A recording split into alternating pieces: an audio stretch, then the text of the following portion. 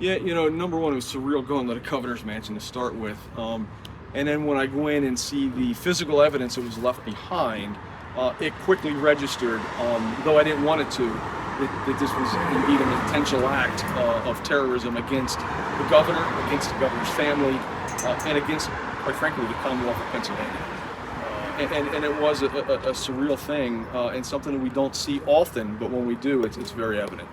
Talk about that moment of feeling like it was so surreal walking into the governor's mansion. I guess you weren't walking, you were running into the governor's mansion, Right. and seeing this scene unfold. I mean, what was that like for you? Look, we're the capital city, so we deal with a lot of. Sorry, I'm gonna have to stop you. Do you mind or just interrupt? We deal with a lot of infrastructure here that is Commonwealth, that is very, protected. And we typically don't have a lot of incidents there because they are such protected buildings. And so walking in there, I think it took several hours, quite frankly, for it really to register, even after talking to the governor and his family, that we had this significant event that occurred at such a historic and protected building in Harrisburg. And you use the word domestic terrorism. I mean, talk about what that means. Sure, this is a homegrown, American, unfortunately, that had some beef with government and the governor, and really wanted to see harm done to him. In the PSP press release, with the sledgehammer that he had, he said if he would have ran into the governor, he would have beat him. So that he's harboring a lot of hatred, and that hatred, when you're looking at a government official like that is not just against the government official. That's against the entirety of government, the entirety of the Commonwealth of Pennsylvania, and every one of us citizens, the 13 million that make up the great state.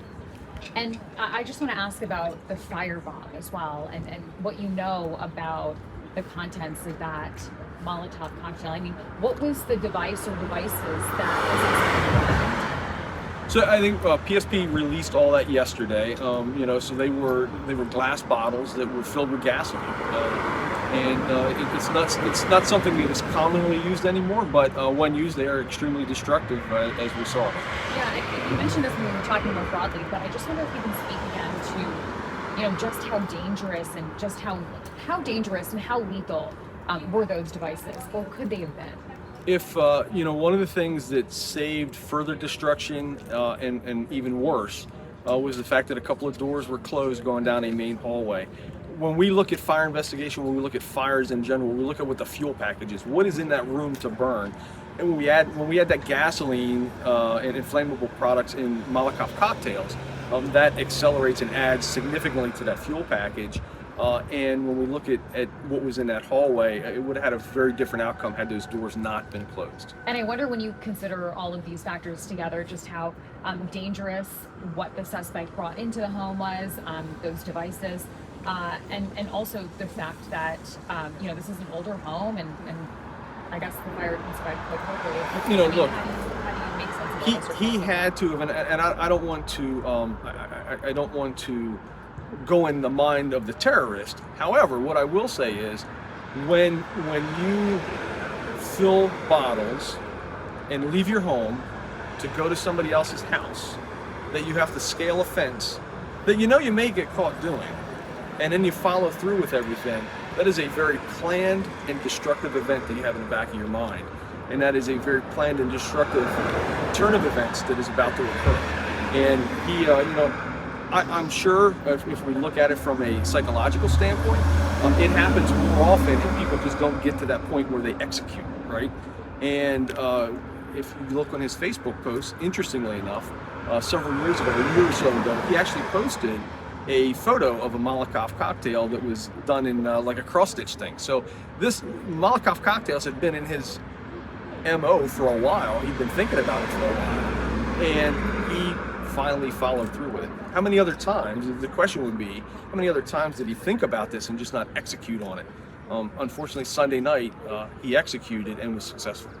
And I mean, the fact that this happened, of all places, at the governor's mansion, what does that say to you? And how do you think people here are feeling about it? Look, we were on edge. I was talking to our local officials, and county officials, and other state officials, because at that point in the morning, early in the morning, we didn't have a suspect yet. We had no idea what the brevity of the situation was going to be. Were there other targets right? That this guy had in mind. You know, was he going to go to the Capitol building? Was he going to try and firebomb the courthouse here in Dalton? And you know, we're the county seat, so we have city government, we have county government, we have state government, we have federal government, all here in our 11.1 square miles that, you know, the 100 members of the Harrisburg Bureau of Fire are responsible to protect.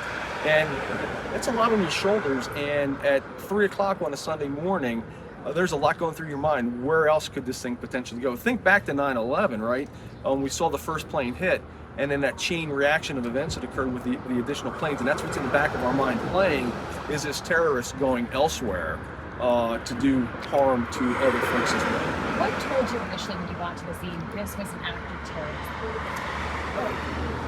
I think just the fact that it was arson that was quickly deducted for the intention to set fire, that in and of itself is an act of terrorism against the governor, right? And I think when we look at it from that standpoint, you know, was I preaching terrorism at 3:15 on Sunday morning? No, but as things start to process, the reality of the situation hits. This wasn't just a fire.